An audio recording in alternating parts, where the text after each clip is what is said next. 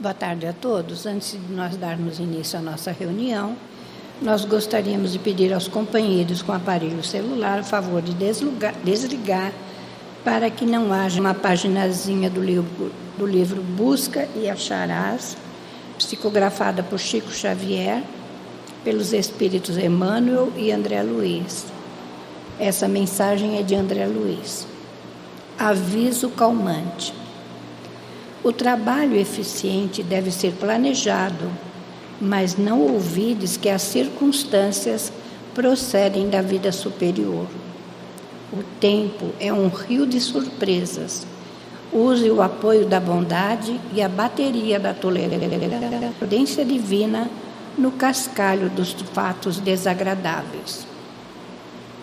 A conversa fastidiosa, talvez, seja o veículo de valiosa indicação. A visita que não se espera provavelmente traga uma bênção. O obstáculo com que não se contava em muitas ocasiões traduz o amparo da espiritualidade maior antes que certa dificuldade apareça. O aborrecimento de um minuto pode ser a pausa de aviso salvador.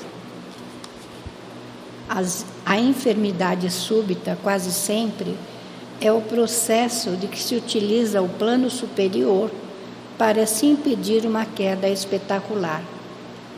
Atenda ao seu programa de ação na trilha das suas horas. Cada um de nós é chamado para a execução de tarefa determinada, mas a habilitação para isso vem de Deus. Lembre-se, você pode espalhar compreensão e otimismo. Observe com otimismo as dificuldades que apareçam, interpretando-as por lições necessárias. Usa os patrimônios da vida sem desperdiçá-los. Graças a Deus. E eis-nos aqui, Senhor Jesus, nos apresentando para o trabalho. Que as tuas bênçãos recaiam sobre todos nós que aqui estamos, encarnados e desencarnados, para que haja um aproveitamento da nossa parte dos estudos que serão realizados na tarde de hoje. Abençoa a nossa Ana Virgínia, que nos trará o estudo do teu Evangelho. Abençoa a nossa Kilsen, que nos trará o estudo do Fonte Viva. E envolve-nos, Senhor, na tua paz e no teu amor, hoje, agora e sempre. E em teu nome, Senhor Jesus, em nome de nossa mãe, em nome de toda a direção espiritual da Casa do Caminho, mas, acima de tudo e sempre, em nome de Deus, nosso Pai, que encerrando essa prece, possamos dar início à nossa reunião na tarde de hoje. Que assim seja, graças a Deus.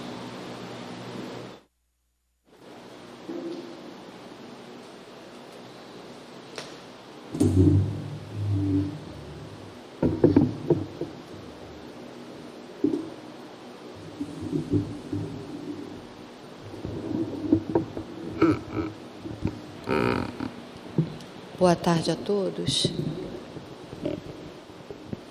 Só tirar isso aqui do meu pé.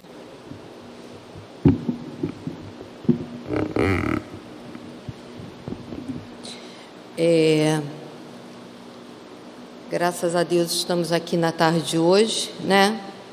Não sei vocês, mas pelo menos eu estou movida por uma ansiedade imensa devido a essa chuva que a reportagem vem colocando para nós. Mas quando as pessoas falam, deixa ver como é que vai ficar, né? Não vale a pena ficar ansioso. Imagina se a gente escolhesse ficar ou não ficar ansioso. Imagina, seria muito bom, né? A minha opção seria não ficar. Mas o que mais me preocupa não é a mim. O que mais me preocupa é toda uma população que está sujeita a passar por, de novo, não sei quantas vezes, né, por situações dramáticas, por fatalidades, e que, infelizmente, a mídia ela não está ajudando muito, porque olha o número de pessoas que nós temos aqui na tarde de hoje. Não acredito que vá aumentar. Vocês tenham certeza que é por conta disso. Por que isso? Infelizmente, todo um trabalho da mídia em cima do sensacionalismo, porque o que vende é o sensacionalismo. Então, mas só que isso acarreta nas pessoas que já perderam seus entes queridos, já perderam casa, já perderam tudo, que isso traz um outro pânico. Com certeza, muitas pessoas, nesse momento, não estão dentro das suas casas, estão em outros locais por motivo de medo. Ana, mas isso também não pode ser uma lei de sobrevivência? Atuar diante da lei da sobrevivência? Sim, com certeza, mas não necessariamente através do pânico, não necessariamente através do terror, tocar terror nas pessoas. O aviso, as atitudes dos governantes perante todo um fato como esse, isso sim é fundamental. E por que eles estão dessa forma? Porque pelo menos o estado do Rio de Janeiro está abandonado diante toda essa parte de saneamento e cuidados com a população. Então, é lamentável, né, a gente estar aqui na tarde de hoje com um número reduzido de pessoas por conta do medo, mas que nós entendemos profundamente, né? Por quê? Porque a gente tem o que nos resguarda, né? A gente tem aquele sentimento, a gente pensa nos nossos queridos, como é que eu vou voltar? Posso ficar na rua? Quem fica com ele? Quem pega a criança? Quem faz? Acontece, né? Então, infelizmente, ainda é necessário que a gente pense assim. É falta de fé? Talvez, mas a fé requer cuidado também, né, nas nossas atitudes, né? Orai e vigiai. Então, não basta a gente orar e sair no meio da enxurrada. A gente tem que saber que naquela enxurrada eu também não posso entrar. Então, eu queria trazer isso na tarde de hoje para vocês, mediante toda essa história que a gente está vivendo entre já a semana toda que isso vem se arrastando, né? E de ontem para hoje a gente vem trazendo um noticiário mais quente. Vamos lá na nossa leitura da tarde de hoje. Nós estamos no capítulo 24, que, por sinal, estamos terminando esse capítulo hoje, que tem como título Não coloqueis a candeia debaixo do alqueire. Nós vamos falar, tiveram vários subtítulos, Coragem da Fé, como foi semana passada, deixa eu ver, não são os que estão bem de saúde que precisam de médico, até porque Jesus veio para os doentes, né? O dia que as pessoas entenderem isso, tudo vai ficar mais fácil. Só que o nosso subtítulo é Carregar sua cruz. Quem quiser salvar sua vida, a perderá. Então, mais uma vez, é colocado para nós uma frase: carregar a cruz está em evidência. Tudo bem, né? Está explícito para nós, que nós já sabemos o que é carregar a nossa cruz, né? É tudo aquilo que nós viemos com compromisso de e temos que fazer da melhor maneira possível. E durante a palestra nós vamos citar alguns exemplos. Só que quem quiser salvar a sua vida, a perderá. O que Jesus quer colocar para nós através dessa frase? Perderá como? Né? Se eu salvar a minha vida, irei perder. Perder a minha cruz, perder a minha vida. O que Jesus traz para nós, vamos interpretar essa frase. No item 17, são 3 itens na tarde de hoje, o 17 ao 19. No item 17, nós vamos ler, vamos fazer um pouquinho diferente hoje.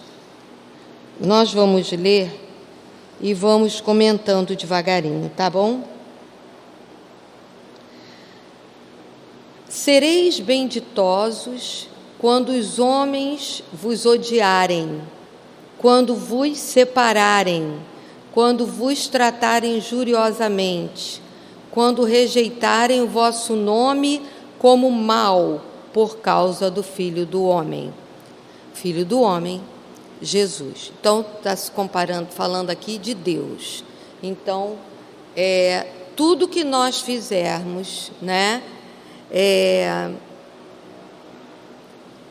Mediante a exercer toda a lei de amor, como Jesus trouxe para nós, como Deus criou todo esse mundo fundamentado no amor e de tudo melhor de bonito e melhor para nós. Nós temos que, de certo modo, nos libertar de alguma forma.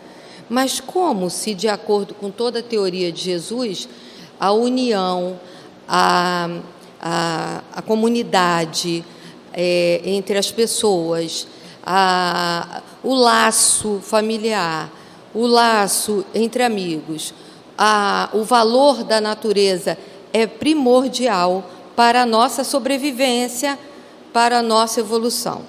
Então, a gente vai vendo aqui uns questionamentos. Eu trouxe na tarde de hoje uns questionamentos para ficar mais fácil para nós.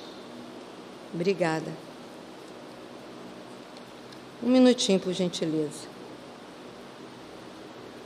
Bom, em que consiste toda essa perseguição, toda essa mudança citada por Jesus? Dificuldades que encontramos para vivenciar o Evangelho e as incompreensões existentes entre os homens com relação a Jesus. Então, o Evangelho nos traz a necessidade de tudo de melhor.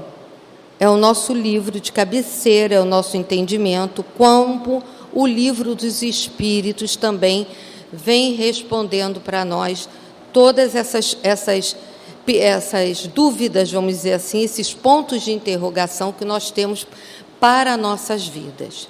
Então, aqui, o Evangelho, nós temos ainda dificuldade de vivenciá-lo, né? E a incompreensão que nós ainda temos mediante a Jesus. Quando a gente fala a incompreensão mediante a Jesus, muitas das vezes, a não aceitação do que nós passamos. A gente, às vezes, brinca assim, poxa, bem que era bom que nós nos lembrássemos daquilo que a gente acordou lá para reencarnar, porque a gente mudaria todo um planejamento nosso. Mas aí é que está. Aí não teria graça, aí não seria a prova da reencarnação, não seria todo um mundo de provas e expiações, porque tudo seria belo. Porque, primeiro, todo mundo ia querer ficar em banho-maria, todo mundo ia querer ficar numa zona de conforto.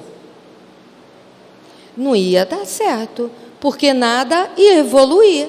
O que evolui é a gente lutar, é a gente entrar em conflitos, em combate. Quando eu falo em combate, meu pensamento é diferente do seu, mas aonde nós podemos entrar numa comunhão. Se entrar bem, se não entrar, a minha intenção foi a melhor.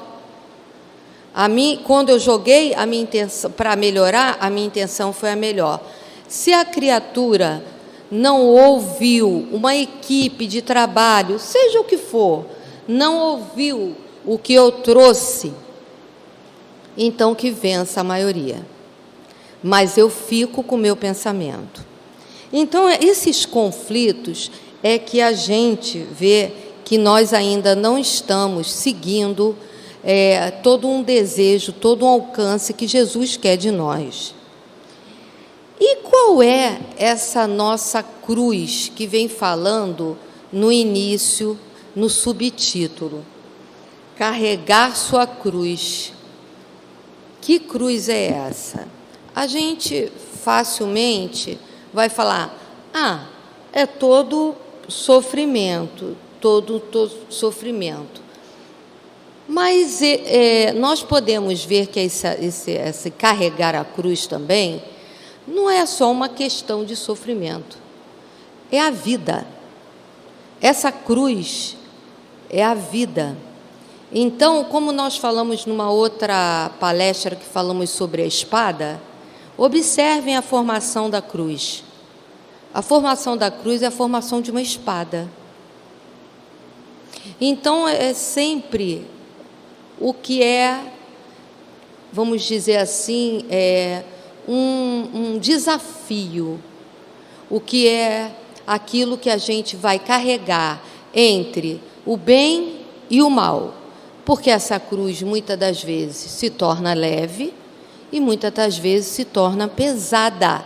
Então, tudo depende da nossa aceitação, daquilo que vem programado para nós e mais ainda. Então, vamos ver o que traz aqui a literatura para nós. O momento que ainda não entendemos em agradecermos pela cruz que carregamos e ver que está mais leve porque aprendi a lidar com certas situações através de um grande esforço para modificar a minha maneira de ver, pensar, sentir. Porque a grande marca do Cristo em nós não é só o amor, é a renúncia. Onde eu tenho que transferir meus interesses pessoais para o coletivo, através do desapego do bem próprio e suportar corajosamente pelo exercício da fé. Então, quando eu saio de mim para ver que o meu melhor seria eu pensar num todo, não é só em mim nessa hora. Vou trazer, como nós iniciamos a tarde de hoje falando.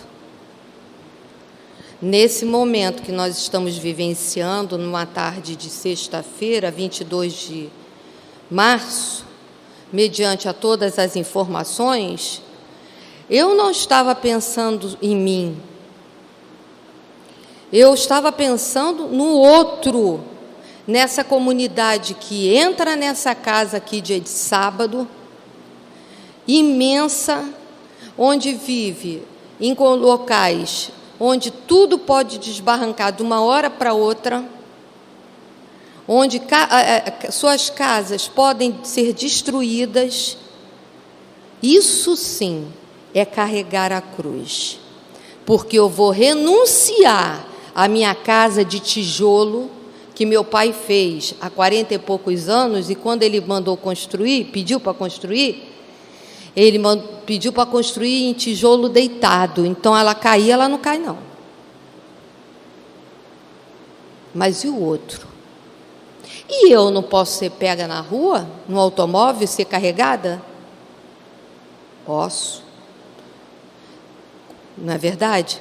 Nada me garante a segurança, Nada está sobre o meu comando, e sim Jesus, e sim Deus. Então, eu me lembro do valor e das palavras que a gente tem que pesar. Hoje eu estava vendo uma história, pode até fugir um pouco aqui do assunto, mas da Mariana Rios. Eu não vou trazer aqui o caso qual foi, mas foi bem semelhante ao que eu passei uma vez na minha vida, para provar para vocês que a renúncia em ver o melhor para mim, em ver o melhor para o próximo, principalmente, não é nada fácil. Então, só através do estudo, do entendimento, é que a gente vai compreender isso. Eu escutando hoje uma colocação da Mariana Rios, do pai dela, uma vez na vida dela, eu me lembrei muito do meu pai, quando no momento de escolha na minha vida, no momento de escolha, talvez escolha não seja a palavra certa, no momento de decisão na minha vida, muito grande, que eu teria, naquele momento, sair de mim e me colocar na minha filha, porque eu tinha uma filha de 10 meses, naquela época, já estava com 1 aninho, uma palavra construtiva, porque nós temos que saber o seguinte na vida da gente: carregar sua cruz, todos vão ter que carregar. Cortar não adianta. Se não quiser carregar, na próxima encarnação vai carregá-la mais pesada. Isso aí, pelo estudo do Evangelho, do Livro dos Espíritos, das obras de Kardec, está certo. Não tem outro meio. Porque se a gente tem que evoluir, é só acertando. E meu pai virou para mim uma vez e falou para mim assim: filha, eu estava com meus 27 anos, gente, bota ano nisso, tá? Filha, meu pai era um homem que não era de dar pitaco, mas quando abria a boca, ele é, porque ele está vivo no plano espiritual, muito sábio.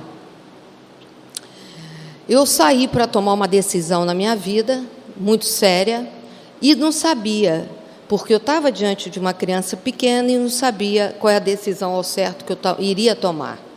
Ele só me chamou e falou: filha, venha cá, rapidinho. Fui. Está faltando amor para você na sua vida? Eu parei. Está faltando amor para mim na minha vida? Eu falei: não. Então pensa direitinho o que você vai fazer. Então, gente, quando nós recebemos, e aquilo ali foi o divisor de águas da minha vida, quando nós recebemos uma palavra construtiva, sabendo que vem de uma pessoa que tem uma grande vivência e que é uma pessoa do bem, vamos passar a dar valor. Por quê? A cruz está pesadíssima, mas eu não posso abrir mão dela. Então eu tenho que carregar ela, mesmo sabendo que ela está pesada, mas que, com um momento de atitude sã, eu, pensando na minha filha, eu precisava fazer aquele divisor de água, botar minha cruz no ombro e carregar, sim. Então, gente, eu quis trazer isso para vocês, porque pelo testemunho dessa menina hoje, foi mais ou menos assim, uma história na vida dela. Eu me lembrei muito do meu querido, sabe? Então,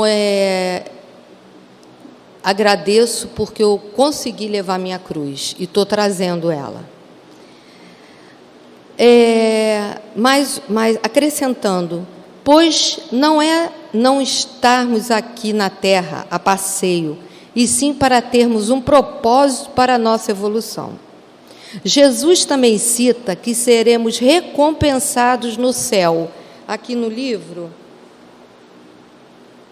vem assim: alegrai-vos nesse dia e exultai, porque uma grande recompensa vos está reservada no céu, porque era assim que os pais deles tratavam os profetas, segundo Lucas. E o que é isso que está reservado no céu?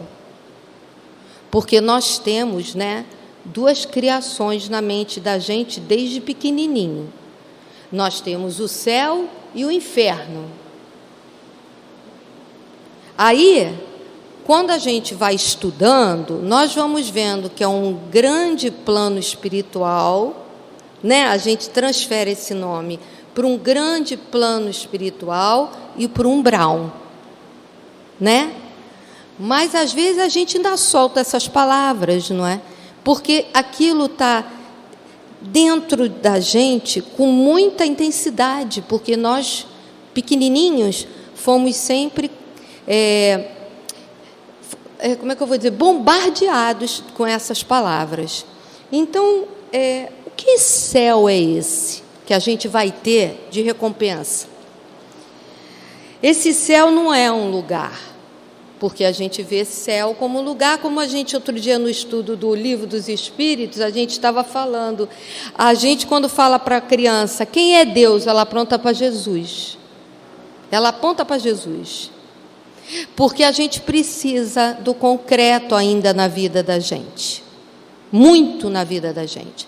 E uma criança, então, ela trabalha tudo através do concreto, para depois ela ser transferida para um abstrato, Até mesmo no ensinamento dentro de uma escola, principalmente. E na vida dela, é isso. Ninguém pega o céu, acha que o céu é um lugar. Então, vamos lá. Não é um lugar, é um estado de consciência e de sintonia com Deus. Então, quando eu estou em sintonia com Deus, e quando eu tenho a consciência do que eu quero para melhor, eu estou chegando a lá. No local que não é um lugar, mas é um sentimento que é o céu. Então, vamos continuar. Quando nos focamos mais na valorização, a criatura humana, o universo e como tudo funciona. Portanto, a pessoa que está muito voltada para a matéria perde a oportunidade de ser alguém melhor para o coletivo e para si mesmo. Vamos lá.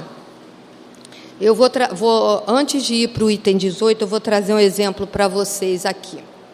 Eu não sei se vocês se recordam, se sou eu que estou velha.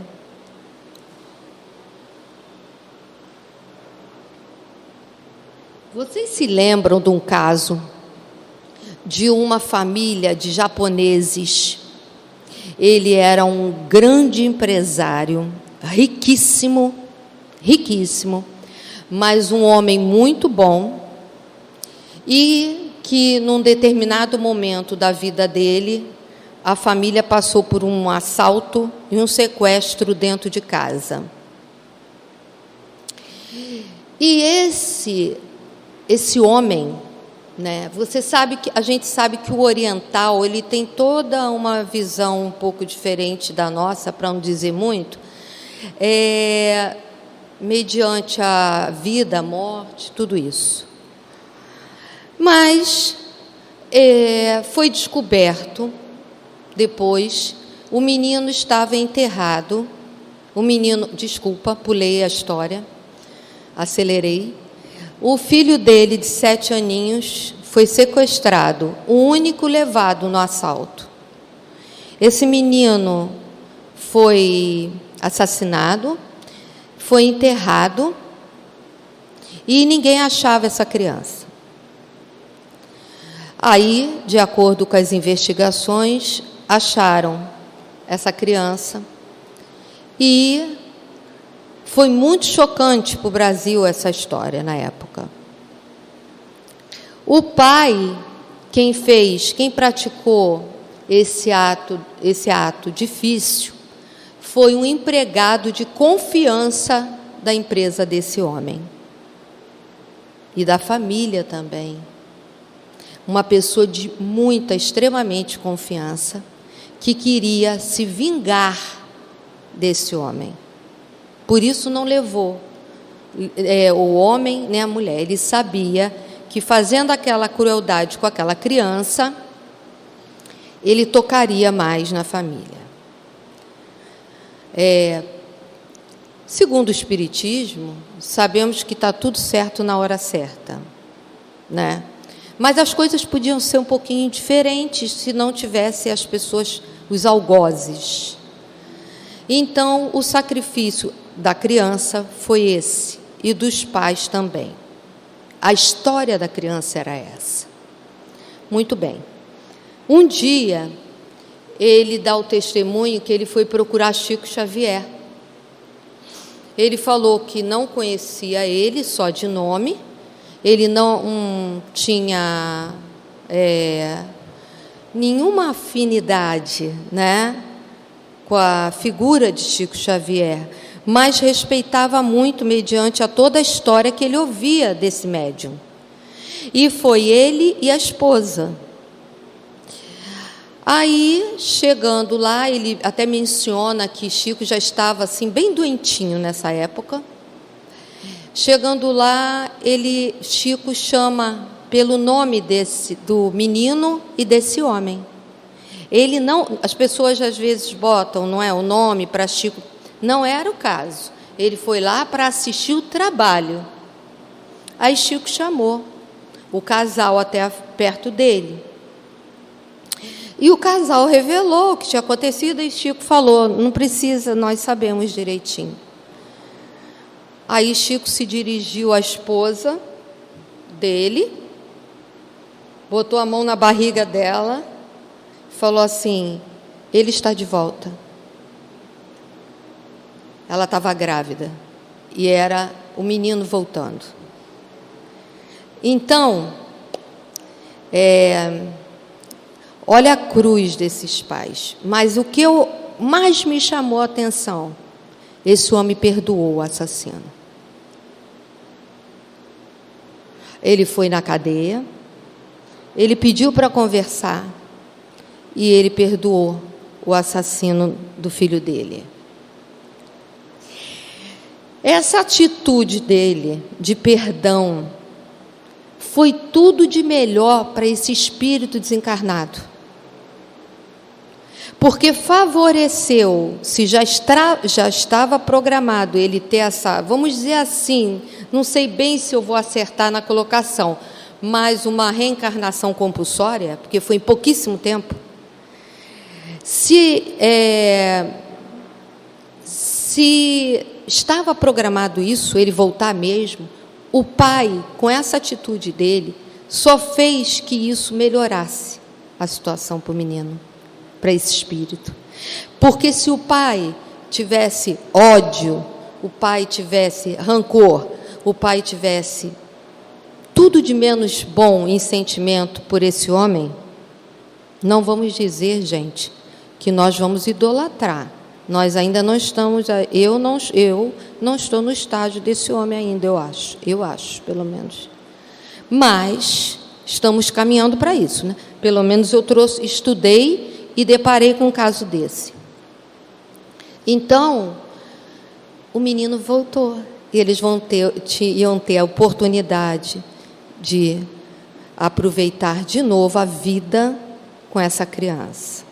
Então, gente, como diz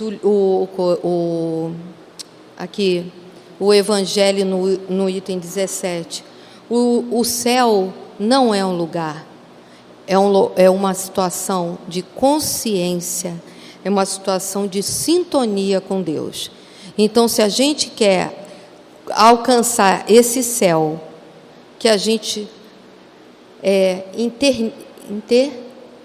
Interiorize, obrigada, faltou.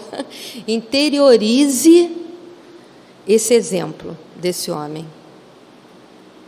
Porque, senão, diante de tudo que a gente está vendo aí no mundo, está ficando cada vez mais complicado os nossos sentimentos. Vamos lá para o item 18. No item 18, fala assim: chamando para junto de si o povo com seus discípulos, ele lhes disse: se alguém quer me seguir, renuncie a si mesmo. Eu vou ler o item todo e depois vou voltando para a gente interpretar, tá bom? Que pegue a sua cruz e me siga, porque aquele que quiser salvar a si mesmo, se perderá, e aquele que se perder por amor de mim e do Evangelho, se salvará. Com efeito de que servirá a um homem ganhar todo o mundo e perder a si mesmo? Isso aqui foi muito interessante, porque foram os apóstolos, todos fizeram colocações a respeito dessa passagem, tanto Marcos, quanto Lucas, quanto Mateus, quanto João. Geralmente é só Lucas, é só João, e aqui todos eles trouxeram, nos seus evangelhos, uma passagem, um comentário sobre isso. Então, vamos ver o que os livros trazem para nós sobre renuncia a si mesmo. Primeiro, vamos lá, na seguinte pergunta. Quando Jesus menciona aqueles que querem andar em suas próprias pegadas, o que seria isso, né? Jesus está lá com as pegadas dele, vamos dizer assim, e ele precisa que as pessoas andem nas suas próprias pegadas. Seria o ideal. É o desapego do bem próprio em proveito do bem de todos, como a gente falou do coletivo, suportando as consequências dos atos de ontem e de hoje, através de Jesus como modelo, né? Pegadas de Jesus. Vamos pensar na vida de Jesus. Foi moleza? Nem um pouco. Então a gente pensa, bem, se eu quero entrar na porta estreita, mas sabendo que eu carrego dignamente a minha cruz e quero seguir a Jesus, eu vou nas pegadas dele. Se eu quero uma porta larga, na minha zona de conforto, tudo bem, não, facilidade, porque vocês observem, tem gente que você olha e fala assim, gente, aquela criatura sorri, nada acontece com ela. Observa, gente, para pensar. Às vezes eu paro, gente, e a pessoa não conta uma tristeza que acontece na vida. Mas tem aquela história que árvore boa é aquela que dá fruto. Então ela é apedrejada. Então, ou eu aceito as pedras, ou eu fico numa boa e depois eu acerto as contas. Como nós falamos no início, a cruz vai ficar mais pesadinha. Então, eu prefiro ir pelas pegadinhas de Jesus do que eu desviar dela. E renunciar a si mesmo. Vou renunciar a mim. Desprender do meu egoísmo através de esquecer um pouco de si em favor do próximo, da vivência integral das coisas espirituais. Olha como as literaturas, os livros espíritas trazem para nós o tempo todo que a gente, e principalmente nessa passagem do Evangelho, que a gente saia de nós, que a gente pare de olhar só para nós. Que a gente olhe para o outro, mas olhe para o outro como irmão com piedade. Aquele outro pode estar doente, aquele outro pode estar não, ele é doente, aquele outro é doente como eu sou doente, e como a gente pode esticar a mão e ajudar ele na caminhada e segurando para ele caminhar com a sua cruz pesada. e tome a sua cruz, ele fala depois. E me siga, né? E tome a sua cruz. A aceitação resignada e com ânimo das provações e resgates pelo que temos que passar por um passado que não nos recordamos. Lembra que a gente falou no início? Se a gente se recordasse, que bênção! Ia ser uma maravilha, mas também não andava.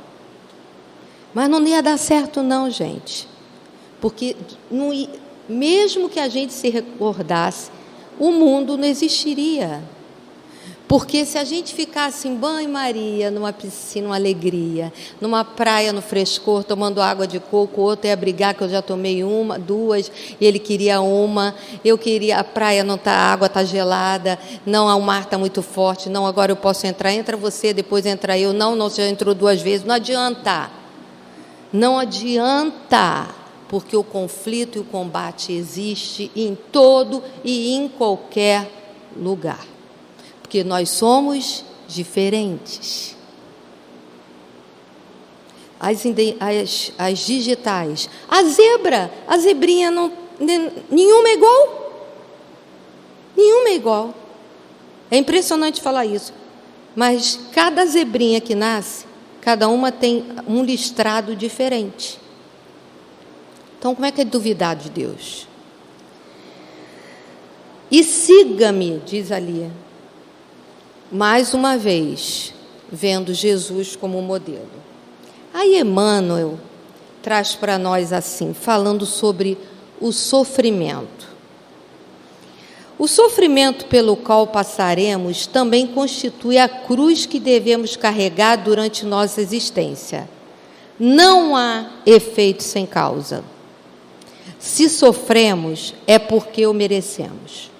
Se não conseguimos descobrir a causa de nosso sofrimento, na existência atual, ela estará forçosamente numa de nossas existências do passado. Então a gente vai vendo que tudo que a gente sofre tem uma causa. Por tudo que a gente sofre, por maior dor que a gente sofre, a gente tem uma causa. Se aquilo não foi por livre-arbítrio nosso, né? Porque às vezes a gente sofre por livre-arbítrio, mas aquilo tem um porquê de existir, né? Quando a gente vê a problemática das guerras, as pessoas em conflitos, as pessoas morrendo do jeito que estão. Essa guerra de Israel parece que consegue ser pior do que a guerra da Rússia. Mas e as guerras que a gente vive no nosso próprio país, envolvendo situação socioeconômica, envolvendo racismo, envolvendo situação de hierarquia, homens em relação a mulheres. Isso tudo é histórico. E nós temos e precisamos modificar devagarinho toda essa história que ainda está presa em nós. Aí, quando a gente tenta modificar, nós somos rebeldes. Não, nós não somos rebeldes.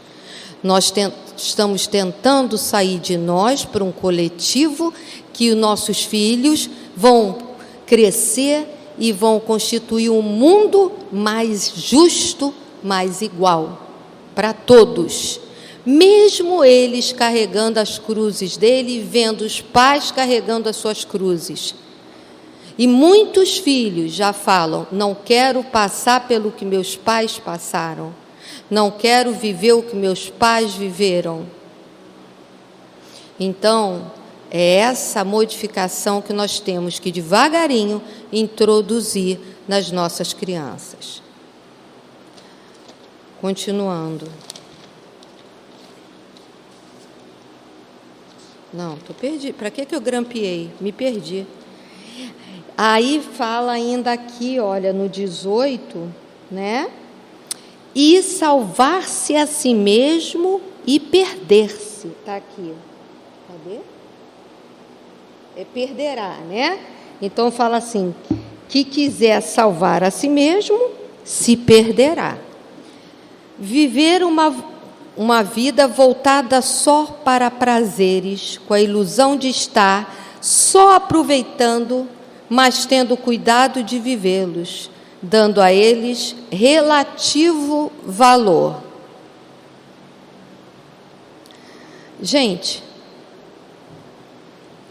olha só, é uma coisa interessante. O ser humano, independente do local que ele esteja,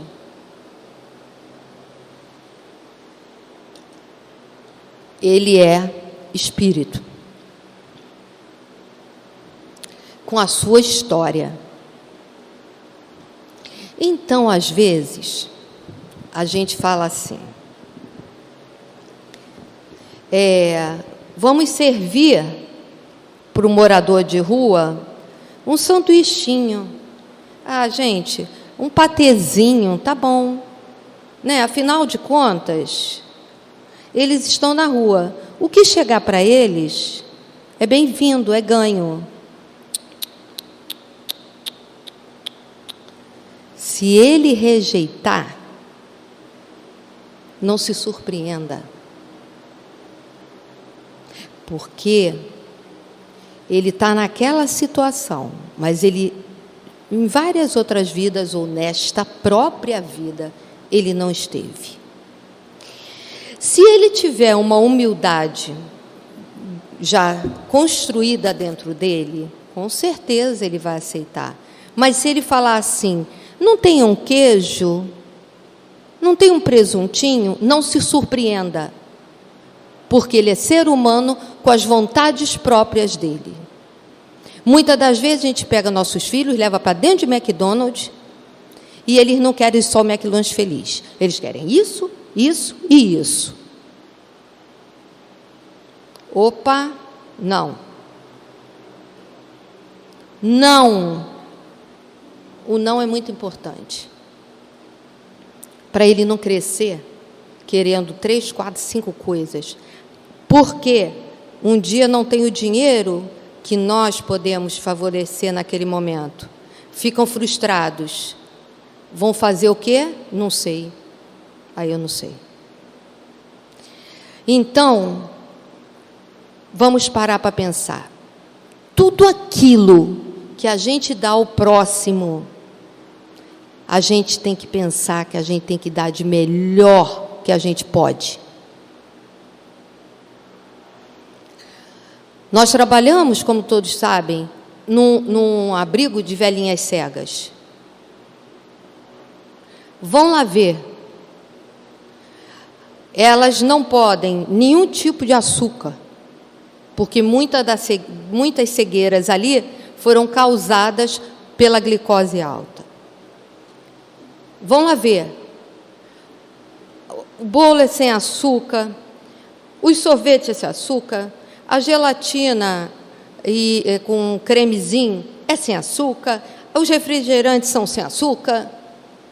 Aí eu pergunto a todos vocês aqui, está barato comprar alguma coisa sem açúcar hoje em dia? Diet? Tudo é caro.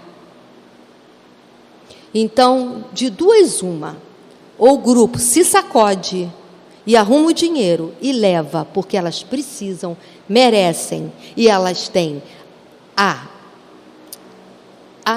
o direito de saborear alguma coisa gostosa, diferente daquilo que elas comem no abrigo todo dia, ou acaba o trabalho. Acaba o trabalho. Porque é aquilo que eu preciso para aquele ser. Aquele ser fica contente em tomar aquele sorvetinho. Vocês têm que ver, gente, 90 e poucos anos, saboreiam, pedem de novo. Aí você fala assim, 90 e poucos anos, já nem precisa mais disso. Quem precisa disso é criança. Às vezes nem a criança precisa daquilo no momento, para corrigir certas situações dela. Então, nós temos que sair de nós. Para a nossa cruz ficar mais leve, nós temos que sair de nós e parar de resmungar que está tudo errado. Nós sofremos. Eu não estou aqui descartando o sofrimento de ninguém. Ninguém. Nós sofremos. Atualmente, o número de crianças que estão vindo com transtornos é extremamente grande. O plano espiritual pode explicar tudo isso para nós. Os cientistas, os estudiosos, os terapeutas principalmente, ainda se veem um pouco perdidos, porque são vários estágios de um determinado transtorno. Às vezes eles estudam e aparece um outro. É igual doença com efeito colateral. Nem todo mundo na dengue tem pintinha vermelha. Assim é o transtorno. Nem todos têm uma regra, um manual. Então, nós precisamos falar, bem, mas ele precisa de mim. Eu vou tentar. Nós trabalhamos, nós temos a colega que também é professora e sabe, dentro de uma sala de aula, o que não fala da criança com transtorno. Porque hoje em dia a gente dá nome, né? Hoje em dia a gente podia achar que era levado, que era isso, era mais levado, menos levado, mais quietinho, menos quietinho, o que fosse. Mas hoje não, nós temos uma nomenclatura para aquilo ali, aquela situação. Aí, os pais não levam a lugar nenhum para tratar. Nós só temos uma saída, é o amor. É entender. Porque, senão, essa criança não vai ter quase evolução nenhuma na sua encarnação, porque não é entendida, apanha, passa por diversas situações. Eu vou falar aqui um testemunho meu, apesar que eu queria, e vou ler, ainda vai, não dá para ler, mas é rapidinho. Eu vou dar um testemunho meu de acordo com o meu filho menor. A gente fala nas palestras, de acordo com as normas dos palestristas, que a gente não pode falar muito de nós.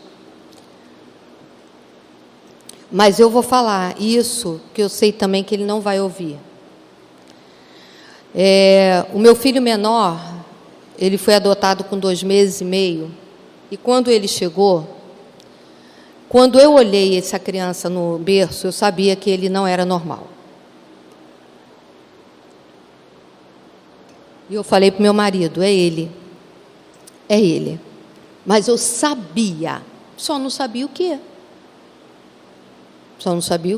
Mas naquele momento eu fui avisada, até porque, assim, né, os inimigos do próprio espírito falam assim, vou te apresentar, olha bem, vai querer mesmo? E nós trouxemos essa criança.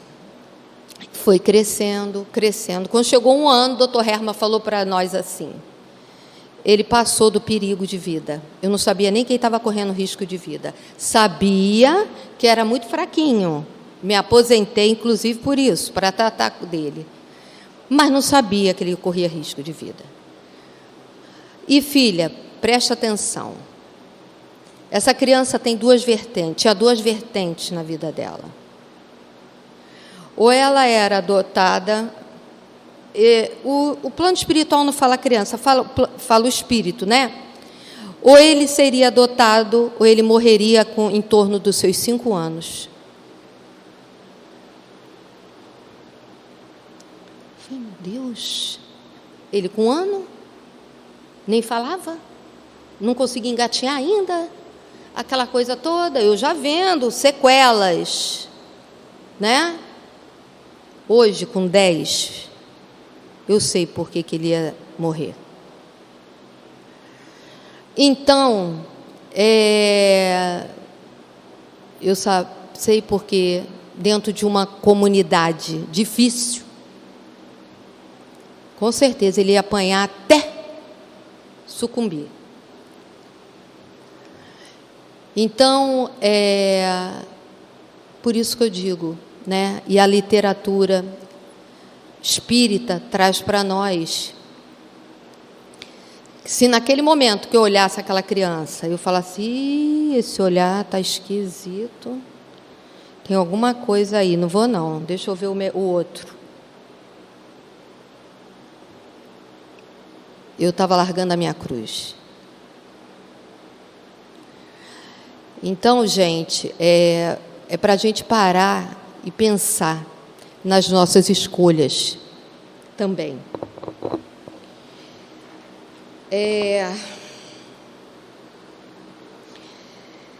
Mais uma coisinha que fala aqui: perder por amor de mim e do Evangelho se salvará. Corresponde a viver uma vida de renúncia e sacrifício, dedicadas às coisas espirituais, cuja recompensa é a bênção da paz na vida espiritual. Gente, eu trouxe, não vai dar tempo, eu vou ter que escolher um. No livro Ceifa de Luz, eu vou ler esse aqui, e depois eu vou dizer para vocês, no Momento Espírita, uma história de Divaldo. Dá licença de eu usar a tecnologia agora, é rapidinho. Diz, é rapidinho, tem que estar tudo marcado, que depois eu não sei achar. No Momento Espírita, o título é A Cruz. Ele é trazido por Divaldo, pelo espírito de Joana de Ângeles. É simplesmente maravilhoso, mas eu tenho que escolher por causa do tempo. Vou ler para vocês. Antes de mais nada, eu vou falar uma frase que vocês observem na televisão. Ricardo Atenado já deve ter visto.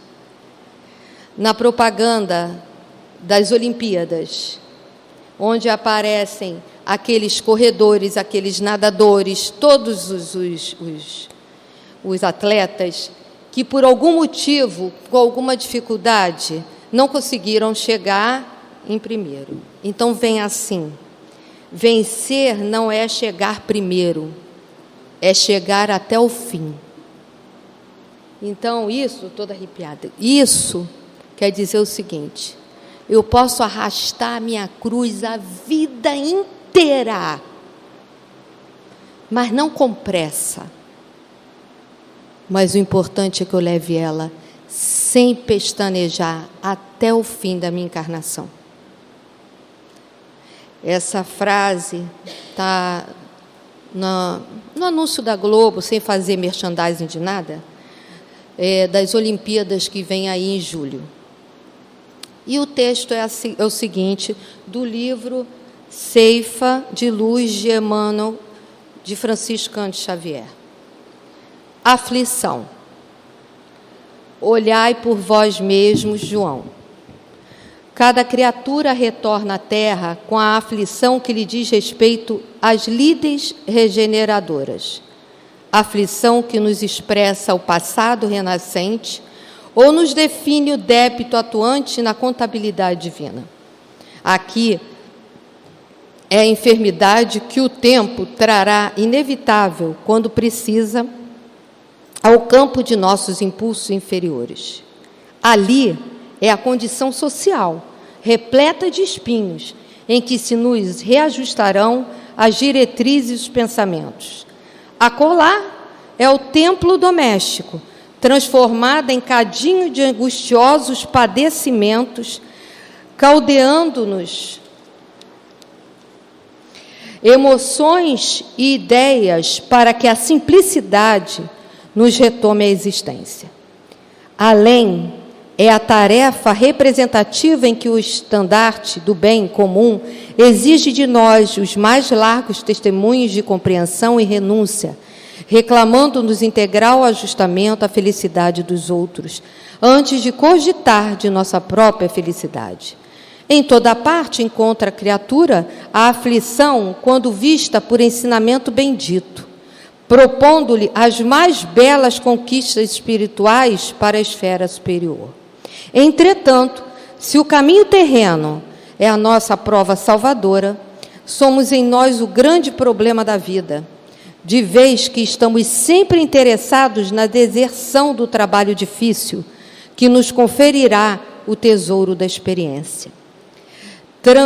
Transfugas do dever, nas menores modalidades, achamo-nos sempre à caça de consolação e reconforto, disputando escusas e moratórias, com o que apenas adiamos indefinidamente a execução dos serviços indispensáveis à restauração de nós mesmos.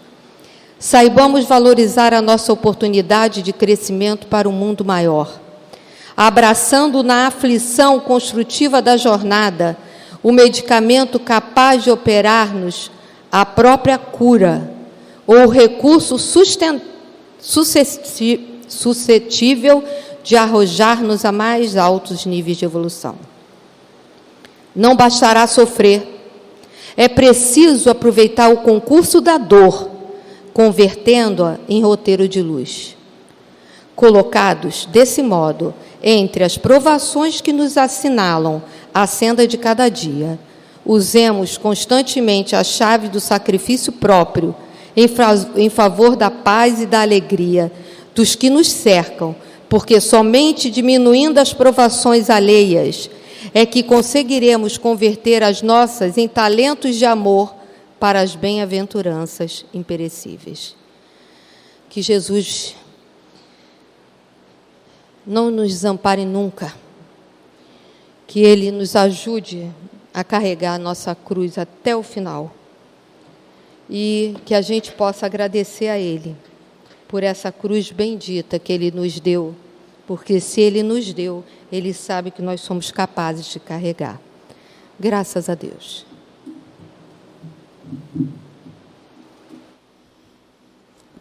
Graças a Deus.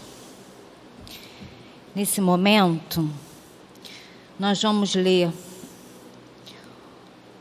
a lição 105 do livro Fonte Viva, de Emmanuel, de Francisco Cândido Xavier, com o tema Sois a Luz, que em Mateus disse Jesus: Vós sois a luz do mundo. Quando Cristo designou os seus discípulos como sendo a luz do mundo, assinalou-lhes tremenda responsabilidade na terra. A missão da luz é clarear caminhos, varrer sombras e salvar vidas. Missão essa que se desenvolve invariavelmente à custa do combustível que lhe serve de base. A chama da candeia gasta o óleo do pavio. A iluminação elétrica consome a força da usina. E a claridade, seja do sol ou do candelabro, é sempre mensagem de segurança e discernimento, reconforto e alegria, tranquilizando aqueles em torno dos quais resplandece. Se nos compenetramos, pois, da lição do Cristo, interessados em acompanhá-lo, é indispensável a nossa disposição de doar as nossas forças na atividade incessante do bem, para que a boa nova brilhe na senda da redenção para todos. Cristão sem espírito de sacrifício é lâmpada morta no santuário do Evangelho. Busquemos o Senhor, oferecendo aos outros o melhor de nós mesmos. Sigamo-lo auxiliando indistintamente. Não nos detenhamos em conflitos ou perquisições sem proveito. Vós sois a luz do mundo, exortou-nos o Mestre. E a luz não argumenta, mas sim esclarece e socorre, ajuda e ilumina. Essa é a lição. Nesse momento, nós vamos nos preparar para receber o nosso passe. Os médiuns vão se levantar e vão elevar os pensamentos em Jesus para que a gente faça a prece. Deus, nosso Pai, Jesus, nosso divino médico, queridos amigos espirituais, rogamos as vossas bênçãos de amor, de paz, de equilíbrio, de cura para todos nós que aqui estamos.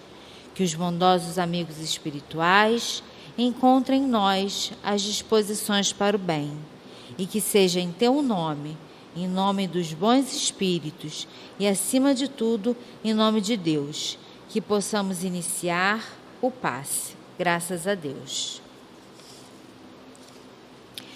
Estamos num mundo de provas e expiações, onde todos nós passaremos por muitas dificuldades na vida. Atribulações domésticas, doenças, desajustes mentais, entre outros problemas que mais parecem trevas em momentos delicados das nossas vidas. Nesses momentos, rezamos e pedimos uma luz para as nossas vidas. Quantas vezes fizemos essa rogativa a Deus? Mas Deus usa o homem para ajudar o próprio homem. E é nesse momento que surge um amigo ou qualquer outra pessoa como nosso Salvador daquele momento e nos traz a luz que precisamos. Pois então, a luz se faz necessário. Mas até quando iremos usar a luz do outro, quando Jesus nos disse que vós sois a luz? Nós somos luzes nas nossas e nas vidas alheias. Podemos ajudar aqueles que estão em desespero, podemos ser um clarão de uma luzinha, mas sim, podemos clarear de alguma forma a vida de alguém. Para isso, precisamos de energia como base para iluminar nossos caminhos. Precisamos do vigiai e orai, para que não sejamos trevas ao invés de luz. Precisamos de muito estudo para servir de base para trabalharmos para Jesus e fazer e seguir o caminho de Jesus. Precisamos de disciplina para estar no trabalho abençoado da caridade, para dessa forma termos conosco a presença dos bons amigos espirituais, pois sozinhos ainda não conseguimos atrair para si esses amigos iluminados, a fim de que eles sirvam de energia para oferecer essa luz que um dia teremos conquistado. Luz essa que tanto precisamos, luz essa que muito precisamos e podemos sim ser uma pequena vela acesa a esses que clamam por luz em meio às trevas. Graças a Deus. Nós vamos continuar com os bons pensamentos, com os pensamentos elevados, para ouvir a mensagem da psicofonia do plano espiritual. Graças a Deus.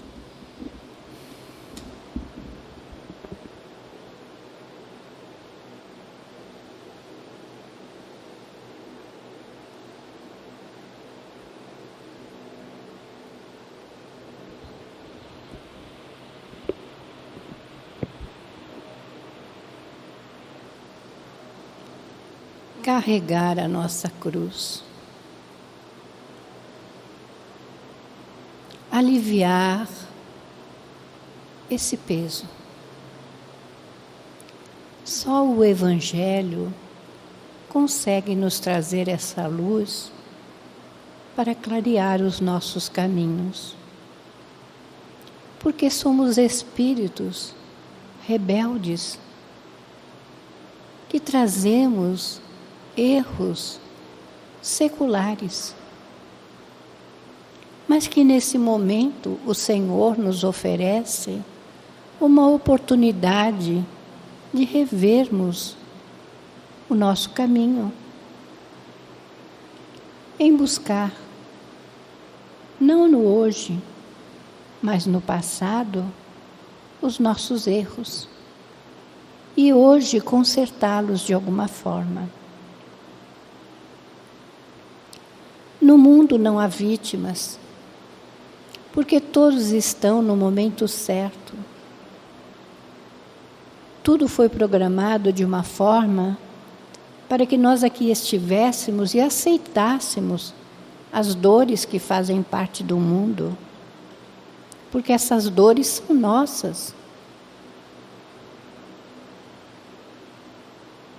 Mas Jesus, o nosso mestre, o nosso amigo, nos exorta todos os dias a sermos melhores, a termos empatia com a dor do outro, a sermos fraternos, estendendo a nossa mão àqueles que passam por aflição, levando a esperança àqueles que sofrem e lastimam, dando o ânimo àqueles que se encontram em desespero. São coisas tão simples, mas que muitas vezes estamos distraídos com os nossos problemas e não conseguimos enxergar a dor do outro.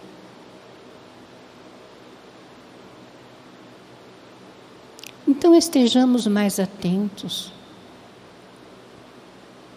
Busquemos olhar para aquele que caminha ao nosso lado, endereçando para ele vibrações de amor e de paz. E quando encontrarmos um irmão em atitudes que não condizem com a caridade, em vez de criticarmos, oremos por ele, para que ele possa vencer, para que ele possa ser feliz. Saiamos, sim, do nosso egoísmo milenar, do nosso orgulho, e tenhamos a coragem de nos olhar no espelho e ver aquilo que é necessário modificar em nós mesmos. Porque nós não modificamos ninguém, a não ser a nós mesmos. Então vamos sim olhar para nós, trabalhar o bem, fazer o bem, construir o bem, para que tudo isso possa fortalecer as esperanças daqueles que sofrem. E Deus, na sua infinita misericórdia, nos oferece todos os dias oportunidades para que nós nos voltemos para o outro e façamos o bem desinteressadamente, aliviando de alguma forma as dores que esse nosso irmão carrega em si, orando por aqueles que estão nos leitos de hospitais ou em seus próprios lares, orando por aqueles que ainda fazem e causam o mal. Enfim, orando uns pelos outros. Este é o intuito. Vamos sim nos alegrar em estender a mão para aquele que sofre.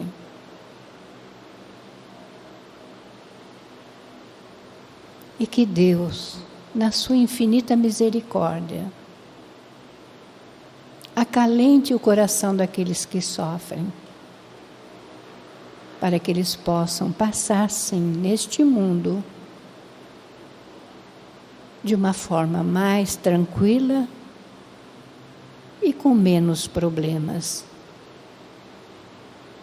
Que Deus abençoe a todos vós. Que Deus fortaleça a vossa fé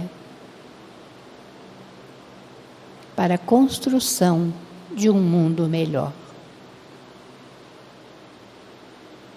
E que esta paz permaneça com cada um, hoje, agora e sempre. Graças a Deus.